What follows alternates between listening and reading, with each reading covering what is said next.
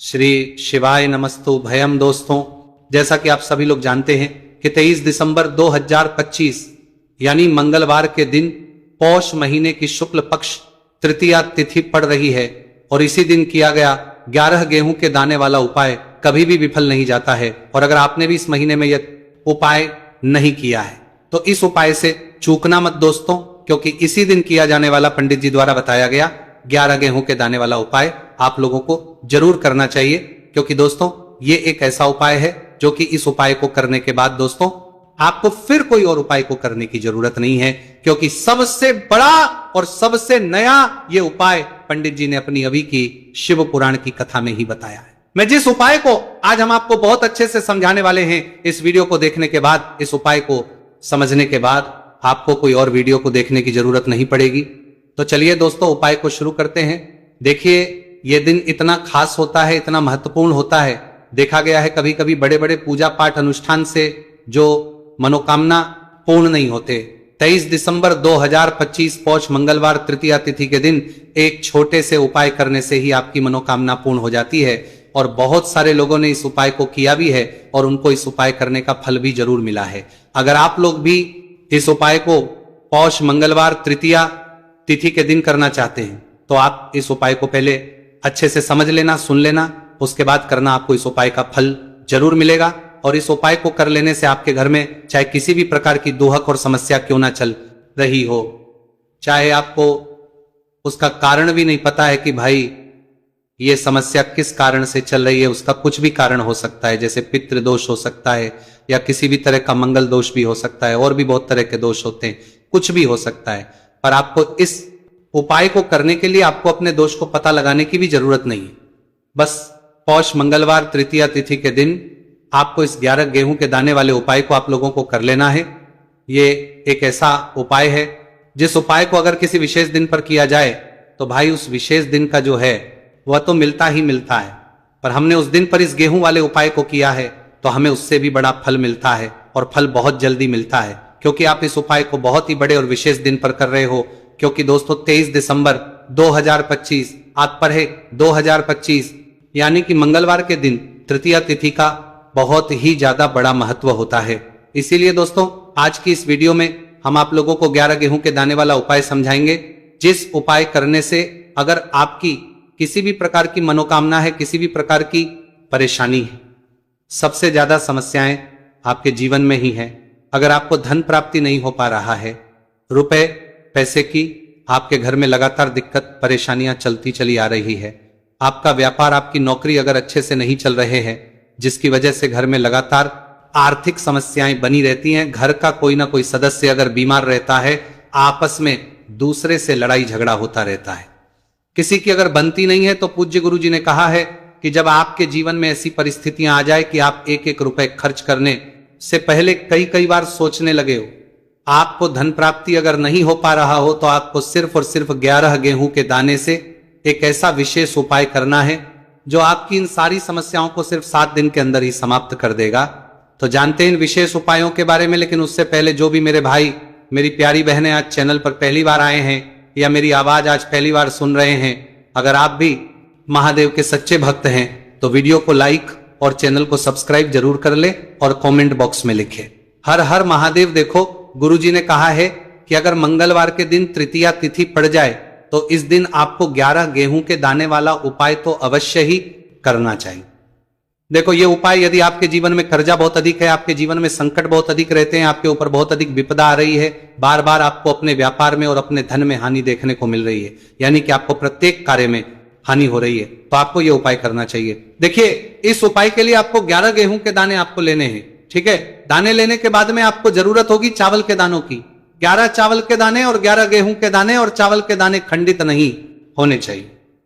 अब आप कहोगे पंडित जी गेहूं कहां से लेने हैं? देखो आपको किसी भी किराना स्टोर पे गेहूं के दाने मिल जाएंगे, जाके ले लेना, ठीक है ना।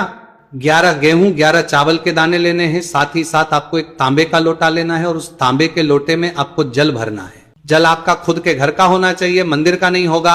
अब आप ये सब सामग्री लेकर पहुंच जाओगे महादेव के शिवलिंग के पास में शाम के टाइम पे प्रदोष काल में। देखो जब आप ये उपाय कर रहे हो तो अपना फेस रखना उत्तर दिशा नॉर्थ डायरेक्शन की तरफ। अब यहाँ पे जो मैं आपको क्रम बताने जा रहा हूं ना, उस मेरे क्रम को बहुत ध्यान से सुनिए। महादेव को अगर कोई सबसे प्रिय है ना, तो उनकी सबसे छोटी पुत्री जिनका नाम है माता अशोक सुंदरी, जो आपके पास में के 11 दाने हैं ना, उन चावल के 11 दानों को माता अशोक सुंदरी के स्थान पर आपको अपना नाम और गोत्र बोलते हुए समर्पित कर देंगे, है ना। चावल के दानों को रखने के बाद में जो आपके पास में तांबे का लोटा है ना, उस तांबे के लोटे को कहीं पे भी हम जल नहीं चढ़ाएंगे। सिर्फ और सिर्फ माता पार्वती का जो हस्तकमल आपको दिख रहा है, यहीं पे गोल गोल आपको समर्पित करना है उसी जल को, और कहीं नहीं।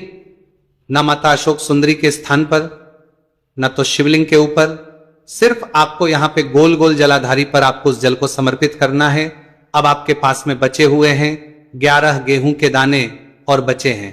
उन्हीं 11 गेहूं के दाने को आपको अपनी मनोकामना, अपने विश्व कहते हुए महादेव के शिवलिंग के ऊपर अगर आप तृतीया तिथि के दिन प्रदोष काल में समर्पित कर देते हैं, तो आपकी जो भी मनोकामनाएं होंगी, जो विश होंगी, महादेव पूरी जरूर करते हैं। अन्न को समर्पण करने से, उस खासकर गेहूं को समर्पण करने से हमारी इच्छाएं पूरी होती हैं।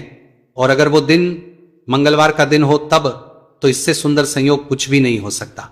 आपकी इच्छाओं को पूरा करने के लिए बहुत स्पेशल, बहुत प्यारा सा उपाय आप सभी को जरूर करना है। ध्यान में रखिएगा, यह उपाय प्रदोष काल में करना है।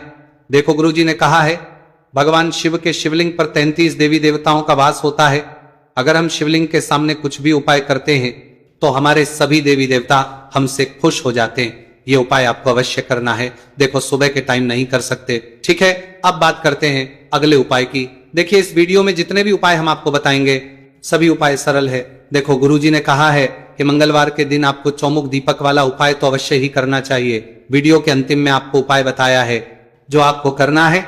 देखो, आगे बढ़ने से पहले वीडियो को एक लाइक जरूर करें। देखो, सबसे पहला उपाय, यदि आपके जीवन में कर्जा बहुत अधिक है, आपके जीवन में संकट बहुत अधिक रहते हैं, आपके ऊपर बहुत अधिक विपदा आ रही है, बार बार आपको अपने व्यापार में और अपने धन में हानि देखने को मिल रही है, यानी कि आपको प्रत्येक कार्य में हानि हो रही है, तो आपको यह उपाय करना चाहिए।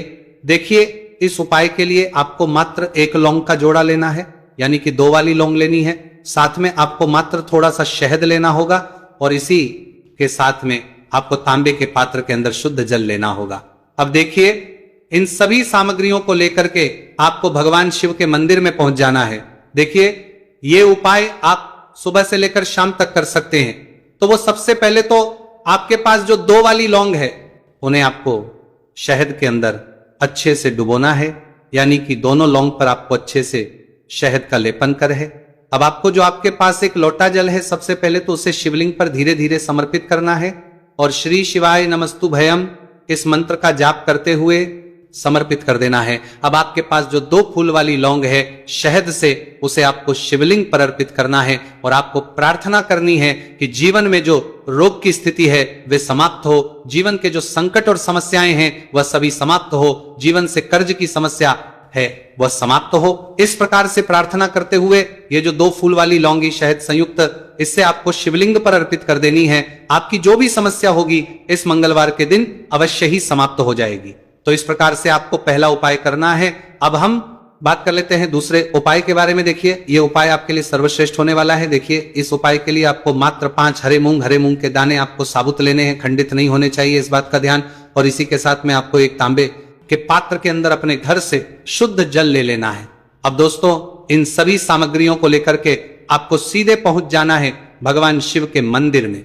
देखिए, इस उपाय को भी आप सुबह भी कर सकते हैं और शाम के समय में भी कर सकते हैं। देखिए, भगवान शिव के मंदिर में पहुंचने के बाद आपके पास जो 5 हरे मूंग हैं, उनमें से पहला जो हरा मूंग है, आपको शिवलिंग के सामने जो नंदी महाराज होते हैं और उनका जो पैर उठा हुआ होता है, वहां पर आपको पहला हरा मूंग समर्पित देना है, और आपको ओम नम शिवाय इस मंत्र का जाप कर लेना है। फिर आपको दूसरा हरा मूंग लेना है, और शिवलिंग पर जो श्री गणेश जी वाला स्थान होता है, वहां पर आपको यह दूसरा हरा मूंग समर्पित कर देना है, यानी कि शिवलिंग के सीधे तरफ आपको यह दूसरा हरा मूंग समर्पित करना है। और फिर आपको ओम नमः शिवाय या फिर ओम श्री गणेशाय नमः इस मंत्र का जाप कर लेना है। तीसरा हरा मूंग का दान आपको भगवान शिव सबसे प्रिय पुत्री माता अशोक सुंदरी वाले स्थान पर समर्पित करना होगा। शिवलिंग की जो जलाधारी होती है, जहां से जल बह करके आता है, उसी जलाधारी के बीच में जो कहीं कहीं उठी हुई लाइन होती है सांप की आकृति के रूप में, वहीं पर आपको तीसरा हरा मूंग समर्पित करना है और फिर आपको ओम नमः शिवाय इस मंत्र का जाप कर लेना है। अब दोस्तों, चौथा जो हरा मूंग है उसे आपको भगवान कार्तिकेय जी का जो स्थान होता शिवलिंग पर, वहां पर आपको ये चौथा हरा मूंग का दाना समर्पित कर देना है और आपको इस मंत्र का जाप कर लेना है। अब दोस्तों, आपके पास जो पांचवा और अंतिम हरा मूंग बचा हुआ है उससे जल के पात्र के अंदर डाल देना है और इस हरे मूंग से युक्त जल से आपको भगवान शिव के शिवलिंग का अभिषेक कर देना है। जल आपको बिल्कुल धीरे धीरे समर्पित करते जाना है और लगातार आपको शिव के मूल मंत्र श्री शिवाय नमस्तु भयम इस मंत्र का जाप करते रहना है। फिर आपको शिवलिंग के सामने बैठकर, यदि आप अपने बच्चों के लिए ये उपाय कर रहे हैं, यदि आप अपने बच्चों की बुद्धि ज्ञान और विवेक के लिए उपाय कर रहे हैं तो उसके लिए आपको प्रार्थना कर लेनी है, या फिर व्यापार में वृद्धि करने के लिए ये उपाय कर रहे हैं तो उसकी कामना करते हुए आपको प्रार्थना कर लेनी है, या फिर अपनी नौकरी के लिए कर रहे हैं, या फिर अपने इंटरव्यू के लिए, या फिर धन की प्राप्ति के लिए कर रहे हैं, जिस भी कामना के लिए आप उपाय कर रहे हैं उसे परिपूर्ण करने के लिए महादेव से प्रार्थना कर लेनी है और फिर आपको वापस अपने घर आ जाना है। पूज्य गुरुजी ने कहा है कि जो भी व्यक्ति इस उपाय को कर लेता है तो यकीन मानिए आपके जीवन की जो सारे संकट, कष्ट और बाधाएं ही वो सभी समाप्त होंगे। अब हम बात करते हैं अगले उपाय की। इस उपाय के लिए आपको एक दीपक लेना है। दीपक आप मिट्टी का भी ले सकते हैं और शुद्ध आटा मढ़कर उसका दीपक भी आप तैयार कर सकते हैं। दीपक के अंदर गोल प्रयोग करना है और दीपक के अंदर आपको शुद्ध घी का प्रयोग करना है। इसी के साथ में आपको मात्र एक फूल वाली लौंग लेनी होगी। अब ये एक दीपक और एक फूल वाली लौंग लेकर के सीधा आपको पहुंचना होगा बरगद के वृक्ष के। वहां पर देखिए, सबसे पहले तो आपके पास जो एक फूल वाली लौंग है उससे आपको बरगद के वृक्ष की जड़ में समर्पित करना है। देखिए, अगर आपके जीवन में कोई भी संकट आने वाला है, कोई भी बड़ा कष्ट आने वाला है, तो वह इस उपाय के माध्यम से दूर होने वाला है। महादेव की विशेष रहेंगी कि जो भी संकट आपके जीवन में आने वाला होगा वह भी दूर हो जाएगा। तो आपको एक लौंग समर्पित करनी है बरगद के वृक्ष की जड़ में और वहीं पर आपको जो है गोल बाती वाला दीपक जो आप लेकर के गए हैं उससे भी वहां पर प्रज्वलित कर देना है, वटकेश्वर महादेव का स्मरण करते हुए। देखिए, जब भी आपको जीवन में इस साल लगने लगे कि आपके जीवन में कुछ भी अच्छा नहीं चल रहा है, तब भी आपको ये उपाय करना है। तो इस प्रकार आपको ये उपाय करना है। अब हम जान लेते हैं चौथे विशेष उपाय के बारे में। देखिए, यदि आपके विवाह में, शादी में कोई भी समस्या आ रही है, यदि आपका जो कर्ज है वो दिन पर दिन बढ़ते ही जा रहा है, तो आपको ये चमत्कारी उपाय करना चाहिए। कोई भी समस्या अगर जीवन में है तो उसे दूर करने के लिए आप कोई उपाय करना चाहिए। मंगल दोष से जुड़ी हुई समस्या भी है तब भी आपको ये उपाय करना चाहिए। देखिए, इसके लिए आपको एक तांबे के पात्र के अंदर अपने घर से शुद्ध जल लेना है और इसी के साथ में आपको एक चुटकी लाल चंदन लेना होगा। अब आपको क्या करना है कि जो लाल चंदन आपने लिया है उसे आपको उससे जल के पात्र के अंदर डाल देना है और ये जल जो है आपको लाल चंदन से युक्त तैयार कर लेना है और ये लाल चंदन से युक्त जल आपको भगवान शिव के मंदिर में लेकर के पहुंचना है। लेकिन ये उपाय भी आप सुबह से लेकर के शाम तक कर सकते हैं। अब तो ये जो लाल चंदन से युक्त जल है इससे आपको भगवान शिव के शिवलिंग पर धीरे धीरे अर्पित कर देना है और आपको लगातार श्री शिवाय नमस्तु भयम इस मंत्र का जाप करते रहना है। देखिए, यदि आपके जीवन में विवाह से जुड़ी समस्या चल रही है तो आपको मंगलेश्वर महादेव का स्मरण करना है और जीवन में अधिक कर्ज की समस्या है तो आपको आर्यन मुक्तेश्वर महादेव का स्मरण करना है। देखना आपकी सब तरह की समस्या जल्दी ही समाप्त हो जाएगी। तो इस प्रकार से आपको ये चौथा उपाय करना है। अब हम जान लेते हैं अंतिम और पांचवें उपाय के बारे में। देखिए, मंगलवार का दिन है और हनुमान जी भगवान शिव के रुद्र अवतार है तो ये उपाय और भी खास हो जाता है। तो ये जो उपाय है विशेषकर आपको हनुमान जी के वहां पर ही करना होगा। देखिए, जब भी आपको ऐसा लगने लगे कि आपके जीवन में जो कर्ज है वो समाप्ति नहीं हो रहा है, दिन प्रतिदिन बढ़ते ही जा रहा है, कष्ट जो है वो दिन प्रतिदिन बढ़ते ही जा रहे हैं, कष्ट जो है वो समाप्ति नहीं हो पा रही है, यानी कि जीवन में जब भी कोई विपदा आती है, संकट आता है तो हमें संकट मोचन हनुमान जी के मंदिर में जाना चाहिए। लेकिन ये उपाय बहुत ही खास है। इस उपाय के लिए आपको एक चौमुख दीपक तैयार करना होगा। आपको एक दीपक लेना है, दीपक के अंदर 4 बातियां लगानी है। देखो, बाती के लिए आपको मोली वाला धागा आता है कलावा का, उसकी भी बना सकते हैं, या फिर आप सफेद रुई की जो बत्तियां हैं उन्हें भी बना सकते हैं। अब आपको लेना है एक कटोरी सरसों का तेल, और अब इस दीपक के अंदर या तो आपको चमेली का तेल डालना है, या फिर जो आपने एक कटोरी सरसों का तेल लिया है उसमें आपको सरसों का तेल डालना है। और इसी के साथ में आपको मात्र एक फूल वाली लौंग भी लेनी है। देखिए, अब जो ये दीपक है और लौंग है, इन दोनों का आपको हनुमान जी के मंदिर में लेकर के पहुंचना है। अब सबसे पहले जो चौमुखी दीपक है इसे आपको हनुमान जी के सामने प्रज्वलित करना है। दीपक को प्रज्वलित करने के बाद आपको वहीं पर एक बार हनुमान चालीसा का पाठ करना है, या फिर आप आरण मोचक मंगल स्तोत्र का पाठ भी कर सकते हैं। अब आपके पास जो एक फूल वाली लोग है उनसे आपको अपने सीधे हाथ में रखना है। आपको प्रार्थना करनी है हनुमान जी से कि जीवन की जो भी संकट है, विपदा है, वो सभी आपकी कृपा से दूर हो। और ये जो एक लौंग, इससे भी आपको उससे चौमुखी दीपक के अंदर डाल देनी है और अपनी मनोकामना बोल देना है। गुरुजी कहते हैं कि कुछ दिनों में ही आपकी सब मनोकामना पूरी हो जाएगी। तो इस प्रकार से ये सुंदर सा और सरल सा उपाय करना है। देखो, आज की वीडियो में हमने आपको जितने भी उपाय बताए हैं